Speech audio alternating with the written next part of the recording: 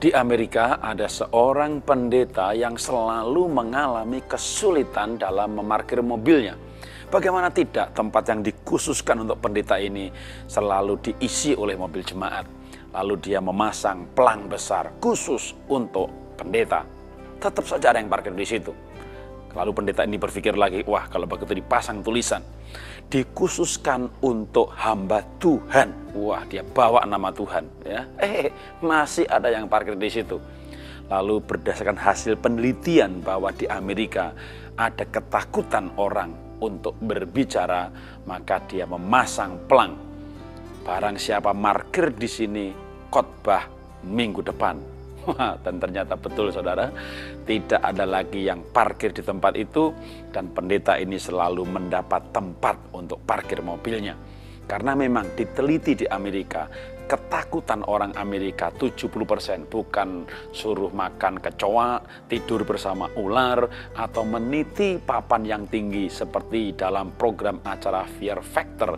Itu hal-hal yang mereka sanggup menghadapi. Tapi cukup banyak rupanya orang ketakutan untuk berbicara di depan umum. Kalau saya tinggal di Amerika, saya sengaja tak parkir di situ biar saya ceramah minggu depan gitu ya. Ya tapi sayang bukan di Indonesia pelang itu gitu ya. Kalau di Indonesia ada pemimpin masang pelang itu atau Pak Presiden SBY masang pelang itu, tak taruh mobil saya di sana gitu ya. Aduh, nah ini Amerika kawan. Ya.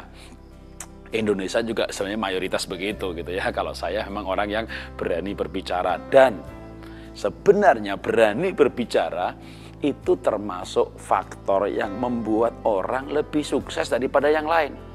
Kalau 70% orang tidak berani berbicara, maka yang 30%-nya yang sukses, yang berhasil, itulah yang berani berbicara.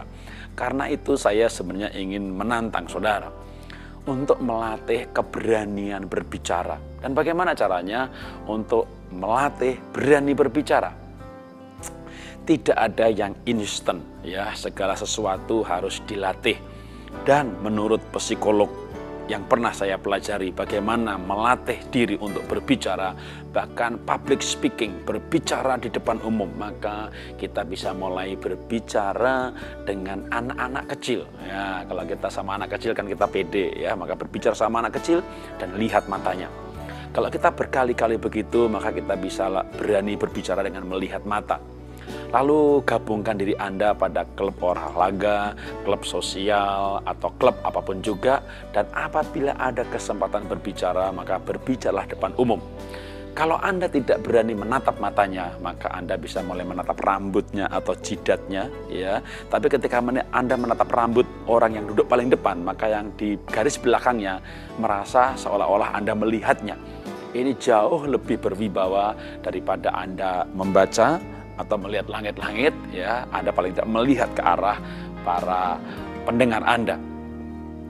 Dengan berkali-kali begitu, Anda mulai punya keberanian dan percaya diri, itu menambah wibawa Anda untuk berbicara depan orang lain.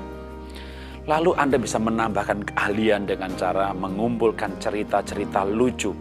Tapi untuk menghindari Anda dikritik habis-habisan, kumpulkanlah cerita lucu dengan pesan moral. Lalu setiap kali Anda berceramah, maka belajarlah untuk melucu dengan pesan moral. Ketika orang mulai tertawa, Anda mulai menikmati berbicara. Lalu Anda akan mulai menguasai audiens. Anda mulai belajar mimik, Anda belajar gerak tubuh. Tapi itulah langkah demi langkah Anda bisa menjadi pembicara yang handal. Karena apa artinya Anda pandai? Kalau Anda tidak berani berbicara, Anda ahli strategi marketing, tapi Anda tidak berani berbicara. Atau Anda seorang dokter, seorang master, seorang ahli psikologi, atau ahli apapun juga.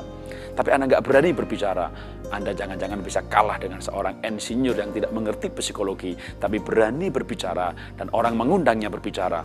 Sementara dengan keahlian Anda duduk menjadi tukang kritik.